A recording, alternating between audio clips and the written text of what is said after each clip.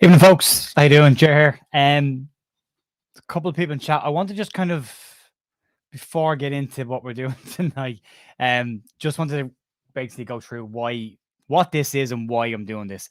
So, pretty much over a couple of weeks ago, we did the live streams for a week. There was a lot of people looking for kind of longer form content, more interactive content with chat. And there were a lot of people who didn't like that format and didn't want that kind of content. So what I've done is, and what I'm planning to do is, the daily news every morning will continue to be the mainstay of the channel and will exist with no changes at all. That will always be there. Once or twice a week, I'll do something like this where we just look at the news for the week and kind of talk about it in a bit more detail, give some opinion on it, and have a chat in the chat as well about it and what people think about it. So I hope that's okay. Don't worry. If you're not into this, you don't have to watch it. That's absolutely okay. They'll be separated on playlists as well to keep them very much separate from the content that you want to see. And if this is something that you want to watch, great. Thanks for sticking around. I hope you like it. And if you're not into this, the daily news is going to be there every morning for you. Don't worry about that at all. So, just a quick fly through chat. Nigel, good evening. Clive Morris is here. Blinky Fish is here. Mark Jones, Colin Frost, Liam Chalky from Donegal is here. Day Day is here, as well as a few more. There's a couple of you here. Guys, loads. So yeah, I hope that's okay, and I hope everyone's all right with that. And I wanted to kind of just talk through some of the news stories because I'm trying to keep the news as short as I possibly can in the mornings. And there's a lot of stuff that I kind of leave out or I don't cover that's kind of fringe to being a story or not a story, or there's some details that I don't put into it that I would like to discuss more. So we'll do this once or twice a week. That'll be it. And I'm also hoping to still do the American Leeds podcast stuff with the lads once they get back up and running and once we start getting together again, as soon as that starts up again. World Cup is over now, so it's kind of a chance to start delving into things in a bit more detail and start looking at where Leeds are heading into not only the Man City game on the 28th, we've got AS Monaco on Friday. I may have said AS Roma this morning in the news, and I mixed up my stories with the match possibly. I think I did. I'm not 100% sure. Alex is here, Jay is here, Lee, and Jay Jet. Good. Nice to see everyone, and thanks very much for popping in. So the first thing I want to start with is that's the kind of the wind of things. The main thing we're going to talk about tonight is the Noa Lang news that came out this evening. But I also wanted to cover off some of the other stuff that was mentioned this morning. We'll start off with this, and just to go through the Aaron Wan-Bissaka story that came out this morning. We did cover it in the news this morning. That's available to watch if you want to go see it. And reports in multiple locations said that Leeds were looking at the potential of bringing in Aaron Wan-Bissaka, which I just thought the second I saw it, this is nonsense. There's no way this is true. Again, we saw it earlier on, a couple of weeks ago, or sorry, last week we saw the Real Sociedad, Ivan Fresneda, who was linked with Leeds, and the Yorkshire Evening Post described him as a player Leeds sought to replace Junior Firpo. Now, Fresneda is a right back. Aaron Wan-Bissaka is a right back. We have Rasmus Christensen. We have Luke Ayling for at least till the end of the season. And we have Cody Drameh there, whatever happens with his situation. So the thought of Leeds bringing in a third right back when they are so overstocked in that position and so massively, massively understocked in the left-hand side of the pitch is a surprising one for me. Also, the potential, and some of the conversation was around, well, they might bring in someone like Fresneda and play him on the left. They could do that. Rasmus Christensen has played on the left when he was at Leipzig before. Why not leave him there? Sorry, Red Bull. Why not put him on the left? They haven't done that. So clearly it's not an option for Leeds to look at putting a right footer on the left-hand side of the pitch. So it's an interesting one in terms of story, but I think there's absolutely zero substance to it. Also, there was a conversation about what would the fee be. Now, again, the report suggested that Manchester United would be open to a loan move for Wan-Bissaka to come to Leeds or somewhere else. And again, I just don't see that as happening. They would want to recoup some money on him as well. He's played 4 minutes of football so far this year. And he's 25 years of age. So he's on that cusp of the age group that Leeds like to shop in. He's on the older side of it. Only 4 minutes. He's made 90 appearances for Manchester United in total in his time there, which is not huge. He was looking like a massive prospect when he was with Crystal Palace. He had got a couple of caps for 21s. He had a really good season with in the Premier League with Palace. And then let's go and get a hold of him and do what it's going to do and absolutely ruin a player.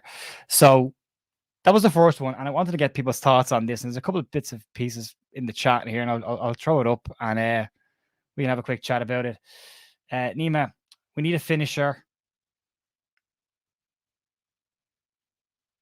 Yeah, we do need to finish. We'll get to that in a second, though. We'll talk about that in a sec. This one's come in. Media talk. Absolute media talk. Yep. I don't understand us looking the right guy. Need a left back. It's exactly what we do. No more square pegs and round holes. We've had enough of that, Mark, haven't we? We've had years and years of square pegs and round holes. Just not a real thing. Sounds like agent waffle. It's exactly what it is. That's exactly what it is. 4 minutes, same as Firpo. Has he even managed 4 minutes? If we cut the cup games out and just focus on the league matches, has he even managed 4 minutes so far? Jay, my mindset for Wan-Bissaka, I think if you were losing both Drama and Ailing, you would. Yeah, that's the thing. That's a very good point, Jay.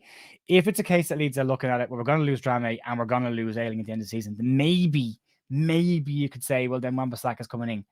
But the loan move doesn't make sense then, because you'd be getting on loan till the end of the season, and then you know what Leeds are like with loans with options and obligations to buy. You'll end up in a John Kevin Augustin hole again. So yeah, I don't know. I don't know is the honest answer. I think Stroke done a fantastic job at left back this season. Probably one of the best players all year. We have to wait and see. John, how long till Dallas is back? Well, they're saying that Dallas won't be back on the pitch until the new year. That's just back on the pitch. That's when he starts his training. He has been doing light training on the grass currently, but back involved with actual football stuff. I think we'd be lucky to see him again this season. Their hope is to get him back on the pitch before the end of the season. So we'll have to wait and see. This is priceless. Yes, as long as I'm sure Lawrence the Buck is always available. Whatever club he's at, I'm sure he's available to play for somebody.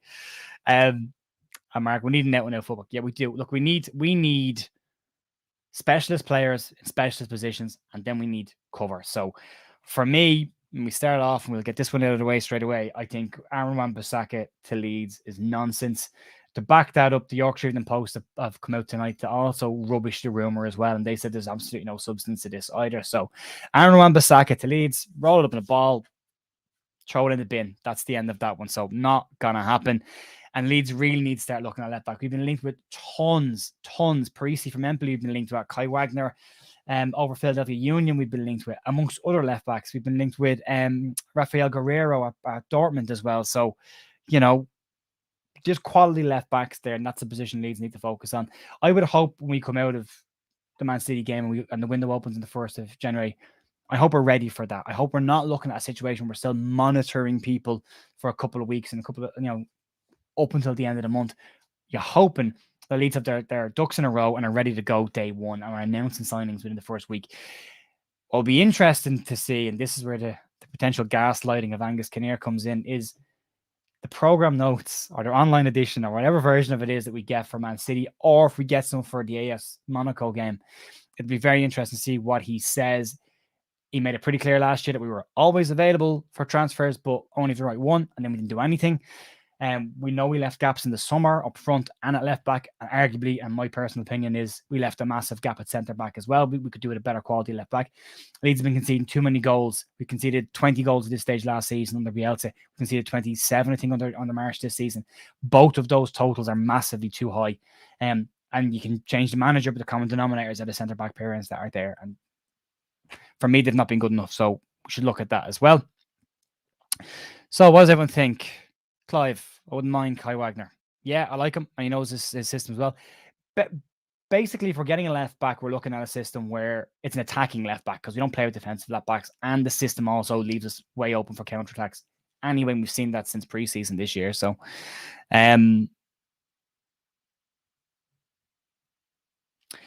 yeah, going back there, it would make sense from restart your career. I mean, look, it did wonders for Wilfred Zaha when he went back as well.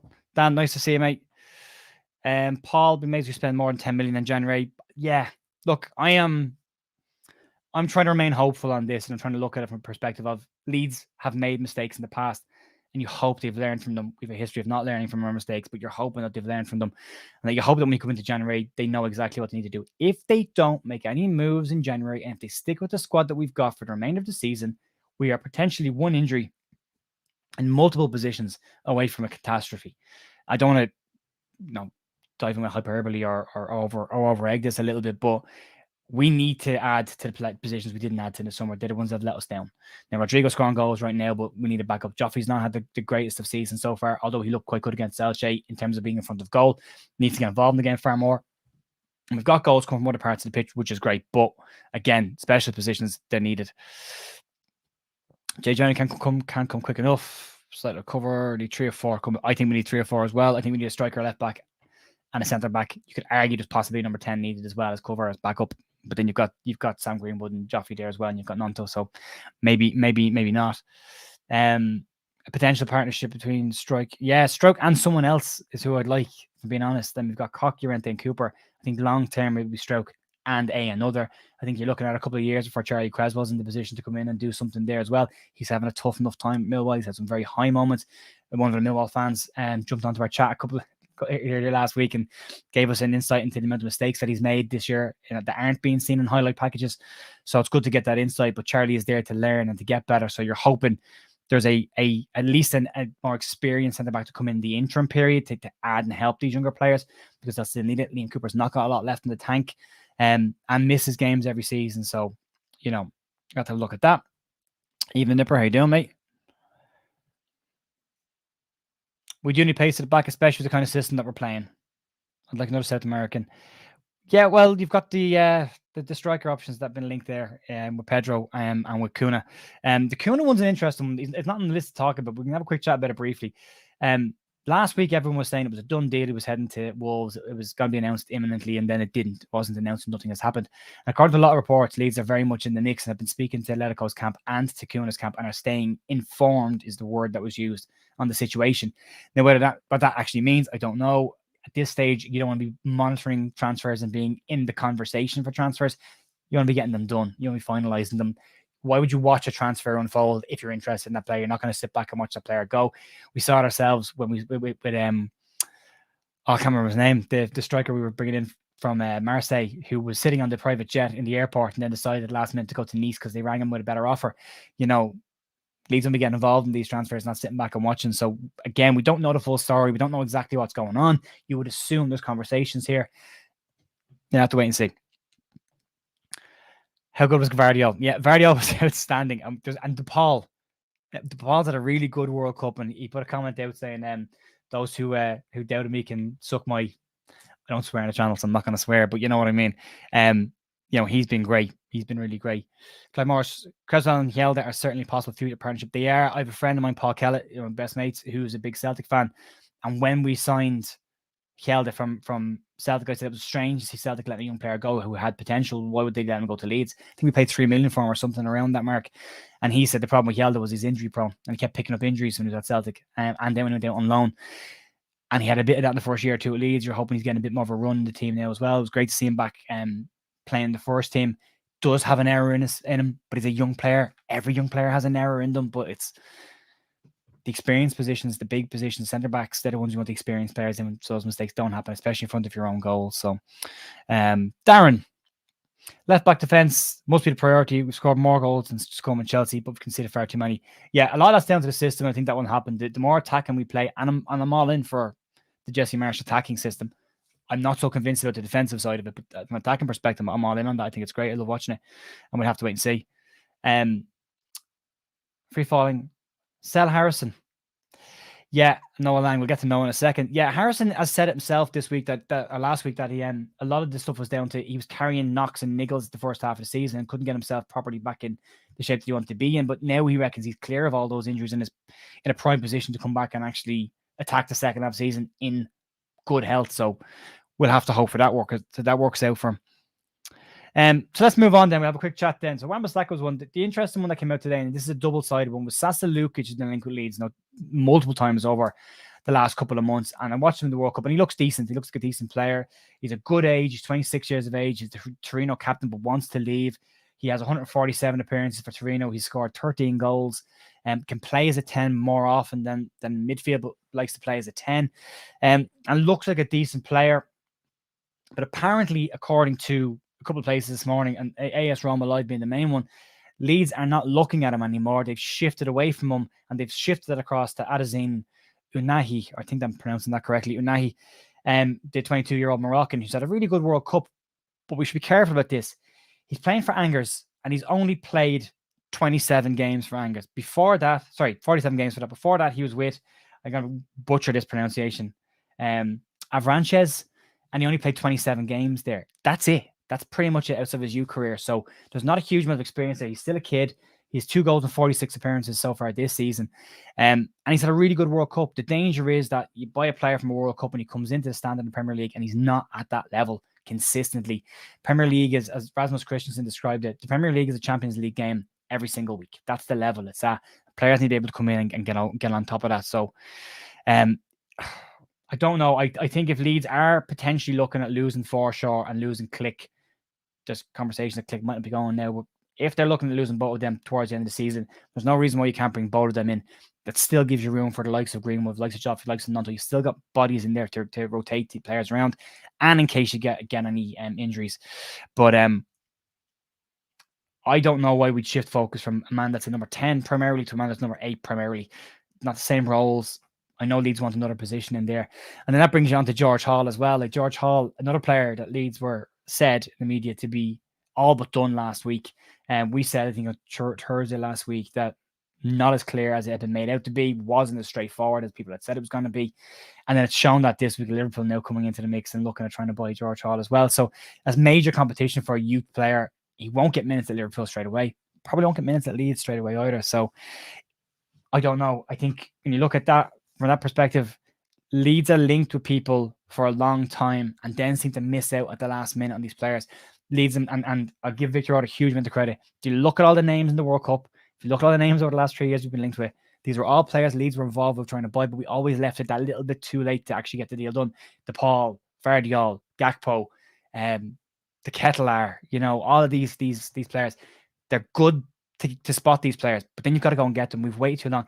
And don't forget, it wasn't that long ago that a very young Erling Haaland from Molde was touring Elland Road and rumoured to come to Leeds for a fee of 3 million, which Leeds thought at the time was too expensive and didn't pay it. And then he went to Red Bull and then Dortmund, and the rest is history, as they say. So, it's great to identify these players, but you got to go and get them then. And I hope, again, I said it again, I hope Leeds have got a plan in place and we come out of that. Just jump back in the chat then, have a quick little look around. Bamba Dieng, that was the one. Thank you very much, Steve. Appreciate it. Yeah, Bamba Dieng. There was one that was done and dusted, sitting on the tarmac, and we still lost out on that. Although, did we? I don't know. Looked good in the World Cup as well, to be fair to him. Left back in defence, agree. We did cover these already. Clive disagrees. Wouldn't sell him. Yeah, if he's on form, but he's horribly inconsistent, Jackie. Clive, Sasa not as good as John. Very good. Nice to have a Lukic back at Leeds. Vardiol wasn't a missed opportunity. 20 million for him. Said he was not ready for Premier League at 18. Looks pretty ready now. You got to get these players and bring them in, or at least get something on paper. Yeah, agree with that as well. I would like personally to go back after DePaul. I think if he's and Atletico are looking at selling, like Atletico have said Kuna can go and they've said DePaul can go. They're selling. So yeah. Clive, is Hall better than Crum? No, I don't think he is, but he's definitely seen as a player with massive, massive potential. They think he has the same amount of potential as Bellingham. Pretty much around the same age as well though. So Bellingham's kind of come through a lot quicker. But they reckon he's got similar potential. Nicholas Raskin, yes, he was also linked this evening as well. Again, is it better than what we've got? I don't, DePaul, 18 months at Atletico, 4 goals, 2 assists. But if you look at how he played for Argentina, he's not the advanced player. He's more of the midfield general player. So getting goals and assists are not probably what he needs to be. And just because he's Argentinian and people think he's more of a flair player, he's probably not. I think he's much more of a hard hitter. Who's my ideal picks? That's a good question. For left back, I'd like Guerrero because of experience. Up front, I'd like to see us go after somebody like Tammy Abraham. I know he's at Rome. I know he's on loan. Chelsea probably won't sell him. But Chelsea are looking to bring in more strikers. I would like someone like Abraham, proven striker, knows what the goal is. But of what we've been listed with, I'm a big fan of Terrier over in Rennes, but then that's gone very quiet as well. We have barely heard from the Ben Burton Diaz camp so far this year, this window. Well, coming into this window, so I don't know. I'd like us to go for something like Martin Terrier because you can play him in dual positions. You can play as a striker. You can also play on the left, and then Rafael Guerrero at left back. I'd like to see us go to get a centre half. Don't ask me which centre half we should go after, but I'd like an experienced centre half. I haven't looked too much into it, but I would like us to do that. Any news on Dallas? We just covered that. Into the new year before we see anything from Dallas. Issue with Holly under 21 for at least a season. I would imagine at least a season. Chris, Yeah, the takeover stuff's got a bit quiet. We know that there's there is an option to buy the club in January, but there's also an option to buy the club in 2024. It will take a while to get all the paperwork and everything lined up. The money apparently has already been sourced by 49ers. They've made that available. They have to transfer assets around and make the money available. They've done that apparently. So we could see something moving. I know Rads is over in San Francisco to meet with the 49ers soon, and they've been over at Leeds quite a bit. You would hope that discussions have gone on to get this ready. So, but yeah. We need Willie to start more often. I think he will. He looked very good. Harrison feeling a bit of tightness in the warm up for the Sociedad game. Maybe gave Willie a chance to show against what he could do against the third side in the La Liga. And I thought he was excellent in his close control. Again, when he came out with three players and made a run of it, he gets free kicks. He gets kicked around the park. He's a bit like Aronson. He forces people to foul him, but he's a good player. He's a very good player, and I would like to see more of him as well. Abraham isn't on loan. He's sold. Sorry. With a buyback clause. That's a mistake. Didn't realize that. Thank you very much for letting me know that. Yeah, well, go and buy him. There's not a lot of money going around in Italy. Roma, by the way, if it is a case that Leeds don't buy Sasa Lukic, Roma are expected to go in for him because Mourinho is a big fan of his. The issue with that is it's some sort of a trade deal or swap more than cash. There's not a lot of cash in Serie A right now, so it would be a good chance to go in and buy him and bring him back to England. And he's not getting an England team playing in Italy, so, maybe he's back in England on a more consistent basis. Similar type of player to Pat Bamford in terms of he can run in behind. He's good in the air. He's tall. It'd be an interesting one. I'd love to have him. Jay, would you take CDK on loan at the end of the season? No, but I would definitely take him as a transfer. I'd buy him. If the option was there to buy him again, I would buy him. He might not do it this year, but there's definitely a player in CDK. Whatever people want to say about him flopping this year at Milan, there's definitely a player in there. He's a very young player who's had a big change. He's quite an introverted person. Lived with his family at home, and they've all moved across to help him settle in Milan. He's not settling. He's learning a language. It's tricky. So I personally would love to see him getting back in. Nipper. We'll end up with nobody. We're pissing them. I don't know, Nipper. I don't know. I'd like to think that we've learned from that mistake from last season. We'll have to look. We'll only have to wait and see. Time's going to tell. But if it gets into the last week of the transfer and then we haven't done anything, I'd be very worried about where we're going to be in the second half of the season. And I've been pretty positive about this year. I mean, we're only 3 points off being 12th to the table and in a much better place than we are right now. So and we have the game in hand. So yeah, it'll be interesting to see. Any news on Pedro? It's gone quietly. It's gone very quiet on Pedro, which is not necessarily a bad thing. That might be just, there's work on in the background, and I'd like him. I'd like Pedro. I think he's really good as well. Him or Terrier would be the two on top of my list. Let's move on a little bit before we wrap up today. Let's have a quick chat about Noa Lang. So Noa Lang has been linked again, and I have to read this down. So according to Dean Jones, he has said that Leeds are pushing to make this transfer as soon as possible. And what he has basically said is that Leeds don't want a situation that happened with Kakpo or happened with the Ketelaar, where they wait too long and other people get interested in him. The ironic thing about that statement is Leeds have been looking at Noa Lang for over a year now. They were going back to when we bought Dan James. It was Noa Lang or Dan James. And Leeds sold Dan James because Bielsa wanted James. I've gone into detail on this channel before about Noa Lang and his attitude and maybe some of the anti-Semitic stuff that he said before. Take that out of the equation for a minute. Just take it out of the equation and just focus on the player purely as a player. There is absolutely no doubt that the kid has bags of talent. He's the right age. He's 23 years of age. He can play as a number 10. He can play in the wing. He can even play through the centre front if you need it. He's got a lot of stuff to his game. He's definitely a skillful player. And there's a lot of the people that have talked about Lang in the last couple of months have said he has a better potential than Rafinha and could be a much better player than even Gakpo or Rafinha if given the chance to get a run at it. The issue has been is he seems to rub managers and coaches up the wrong way, and players. He seems to fall out with players, which is an issue. And it's easy to say we want a player in our club.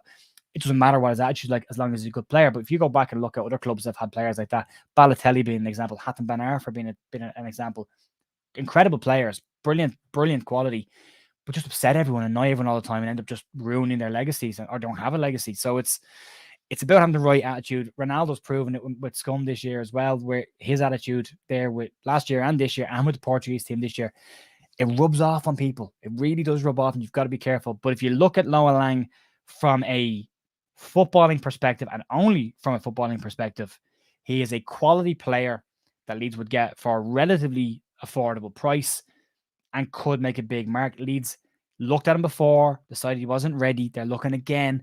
Victor Orta is a big fan of Noa Lang and would like to bring him in. The big question is, do Leeds need another winger? You've got Somerville, you've got Nanto, who's not playing as a striker, he's playing out wide. So you've got Somerville, you've got Nanto, you've got Harrison, you've got Sinistera coming back. Greenwood can play on the right as well. Joffe can play. There's options there. There's a lot of players in those positions. The issue is if Lang is coming in, is somebody going out? Is someone leaving? Is Sinistera's injury worse than they thought? It doesn't look like he's back in the gym. Is there something else going on that they're looking to bring a player like Lang in? Does it give them more options with rotating strikers? I don't know. I don't see him as an out-and-out striker. But for me, if Lang is to come in, someone has to leave. And the obvious name is Harrison, if they're still interested in him. Newcastle are still looking at him. Newcastle weren't willing to pay 35 million for him in the summer. They would have paid up to 30, but they won't pay 35. If you take Jackie's first half of the season form outside of his first 3 games, 30 million is probably not a bad fee. But if you look at his first 3 games of the season and you say that he was fit in those 3 games and not really after that, Jackie's fit and on form. He's worth a hell of a lot more than 30 million. So it's a weird one. I don't see us buying a winger unless we lose a winger. So what do you guys think? Let's have a quick look. Get the right shot, it'd be a good start, wouldn't it? There we go. Mark, if we do what we did this summer, we're down. Correct. I agree. I think we're in big trouble if we don't do anything. I think he would too. Unless he's learned his lesson. You hope people have got the ability to learn a lesson. Looked good, maybe hurts. Yeah, exactly. It's exactly where my head's at, Mark, with this. I think he's a class act as well. I think he's just having a bad time. But at the moment, if we sign Lang, then don't be surprised. A massive argument in the dressing room, but he's a good player. Yeah, that's there as well. Nibber. We should have got Noah 2 seasons ago, to be honest. Yeah, well, maybe we might have missed out on the bad stuff. Maybe he's got that out of his system, maybe. A more mature version that was coming in. Don't think we need him right now. I would agree with that as well. Well, I would agree with the same thing.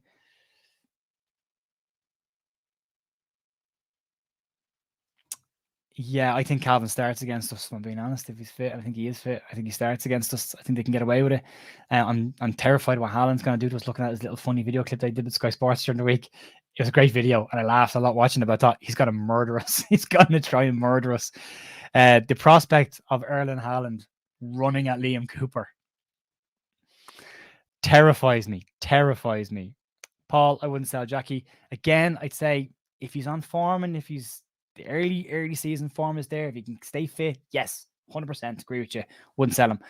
But if we're getting the version and these niggles are there and he's not putting it in the way second half of the season second half of the first half of the season wasn't great. It really wasn't.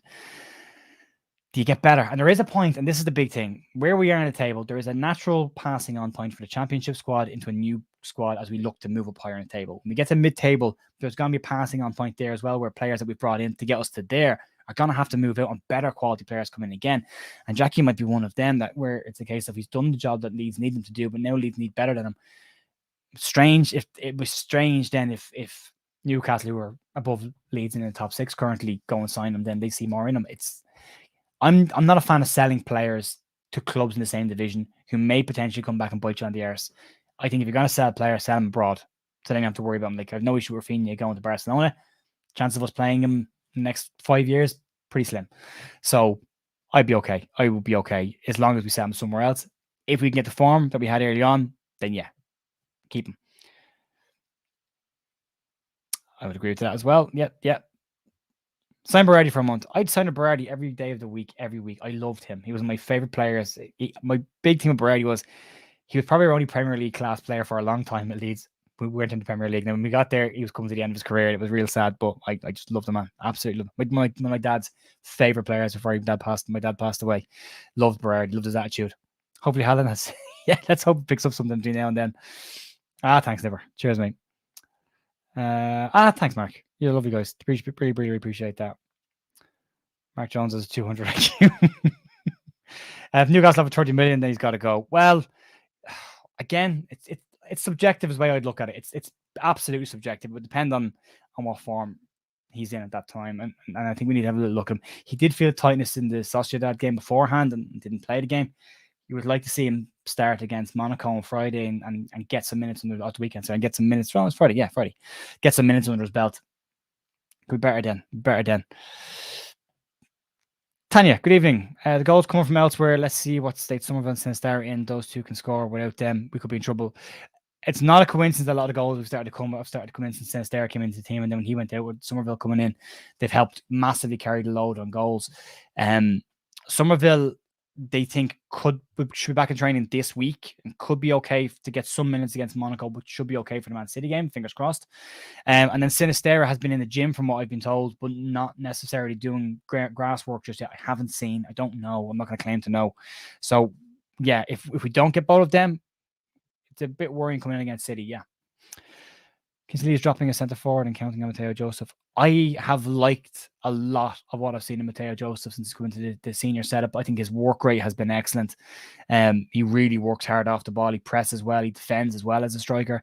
There's a lot of learning still there, but there's clearly a player in there, and he could be one that we did get at the right time, because don't forget, Espanyol were offering him a pro contract to stay where he was, and he has English family. I think either his mother or his father is English as well, so could potentially play for England as well.